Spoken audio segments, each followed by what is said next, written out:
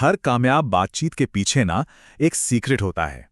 एक ऐसी स्किल जिसे हम अक्सर नज़रअंदाज कर देते हैं, पर अगर इसे सीख लिया तो हमारे काम और हमारे रिश्ते दोनों ही बदल सकते हैं। आज हम उसी छुपी हुई ताकत के बारे में बात करेंगे, मेल-जोल यानी कि रैपो बनाने की कला। तो चलिए इसी जबरदस्त बात से शुरुआत करते हैं। ये ना बिल्कुल पते की बात है।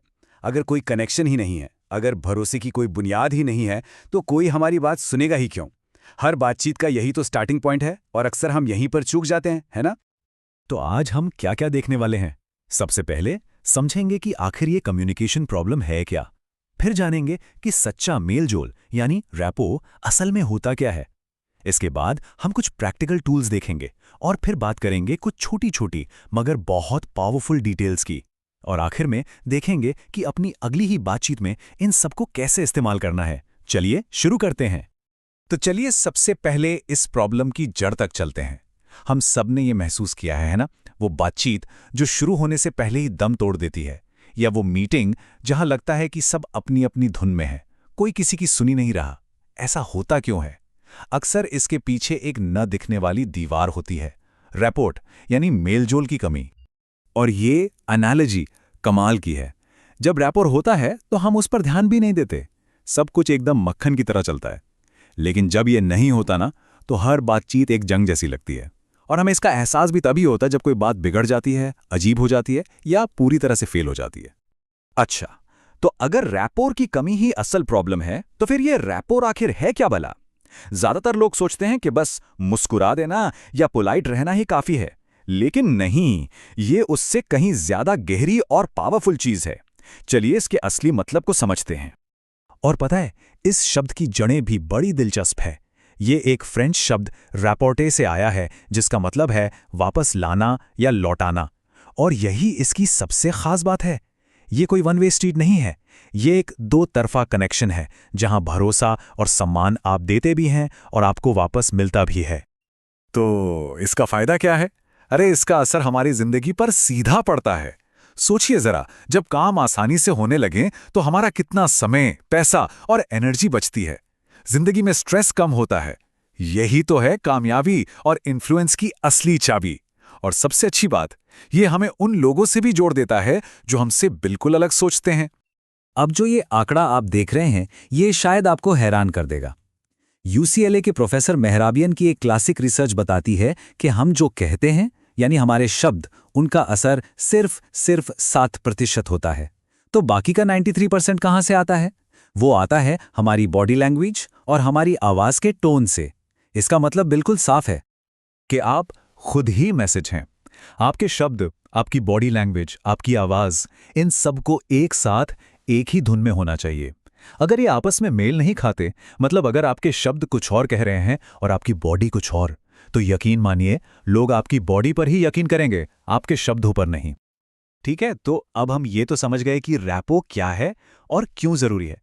पर अब सबसे बड़ा सवाल, इसे बनाएं कैसे? तो अच्छी खबर यह है कि ये कोई जादू टोना नहीं है, ये एक स्किल है। और हर स्किल की तरह इसके भी अपने टूल्स होते हैं। तो चलिए अब अपनी टूल किट खोलते हैं और कुछ प्रैक्टिकल टेक्निक्स देखते हैं। इसे देखने के दो तरीके हैं, मैचिंग और मिसमैचिंग। जब दो लोगों में रैपो होता है तो उनकी बातचीत एक डांस की तरह लगती है, सब कुछ तालमेल में, एकदम स्मूथ। और जब रैपो नहीं होता तो एक बहस की तरह लगता है, भले ही कोई जोर से बोल भी ना रहा हो। सब कुछ बिखरा बिखरा, आउट ऑफ सिंक महसूस होता है। तो सवाल है, मैच करें कैसे?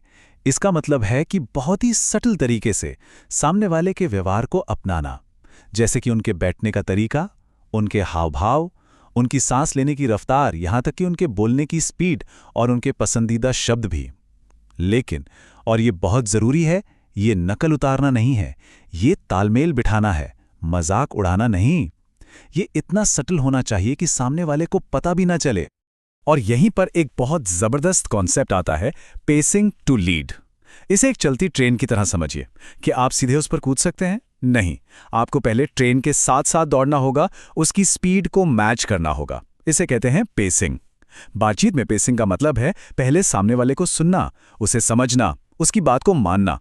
और जब आप उनकी स्पीड पर आ जाएं, तभी आप धीरे धीरे बातचीत को एक नई दिशा में लीड कर सकते हैं। पहले पेस, फिर लीड।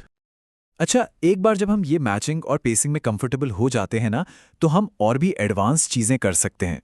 ये सिर्फ कनेक्शन बनाने तक ही सीमित नहीं है, बल्कि बातचीत को सही दिशा देने के लिए भी इसका इस्तेमाल हो सकता है। चलिए, ऐसी ही कुछ एडवांस स्ट्रैटेजीज पर एक नजर डालते हैं। ये सुनने में शायद थोड़ा अजीब लगे, पर क्या आप जानते हैं कि कभी-कभी जानबूझकर रैपो तोड़ना भी एक बहुत काम की स्ट्रैटेजी हो सकती है? जी हाँ, जैसे कि किसी डील को क्लोज करने के लिए, या किसी फालतू की बहस से बाहर निकलने के लिए, या बस अपने समय और एनर्जी को बचाने के लिए स्ट्रैटेजिकली मेलजोल तोड़ना एक बहुत पावरफुल टूल है। देखिए, एक छोटा सा शब्द कितना बड़ा फर्क डाल सकता है। जब हम कहते हैं प्रॉफिट तो 5 मिलियन है, लेकिन हम ऑफिस बंद कर रहे हैं, तो सुनने वाले के दिमाग में क्या रह जाता है? सिर्फ बुरी खबर। लेकिन शब्द अपने से पहले कही गई हर अच्छी बात को मिटा देता है। पर अगर हम कहें प्रॉफिट 5 मिलियन है और हम ऑफिस बंद कर रहे हैं, तो दोनों बातें दिमाग में रहती हैं। छोटा सा बदलाव, लेकिन असर बहुत बड़ा। तो हमने इतनी सारी टेक्निक्स और स्ट्रैटेजीज की बात की, पर इन सब के दिल में, इन सब के कोर में क्या है? अगर आप सब कुछ भूल भी जाएं, तो वो एक चीज क्या है जो हर बातचीत को बदल सकती है? जवाब बहुत सीधा है और बहुत गहरा भी। वो है सामने वाले को ये महसूस कराना कि उसे देखा जा रहा है। एक पश्चिम अफ्रीका की जनजाति में एक बहुत खूबसूरत रिवाज है। वहां जब दो लोग मिलते हैं तो वो नमस्ते या हेलो नहीं कहते। पहला व्यक्ति कहता है, मैं तुम्हें देखता हूं, और दूसरा व्यक्ति जवाब देता है, मैं यहां हूं। बस सोचिए इन शब्दों की गहराई। ये सिर्फ एक ग्रीटिंग नहीं है, ये एक दूसरे की मौजूदगी को, उनके वजूद को पूरी तरह से स्वीकार करना है। तो आखिर में बस ये एक सवाल है जिस पर सोचने की जरूरत है। आज की इस भागदौड़ वाली दुनिया में, जहां हमारा ध्यान हजार जगह बटा हुआ है, क्या होगा अगर हर बातचीत में हमारा बस एक ही मकसद हो कि सामने वाले इंसान को यह महसूस करा पाएं कि उसे वाकई देखा गया है? शायद सब कुछ बदल जाए।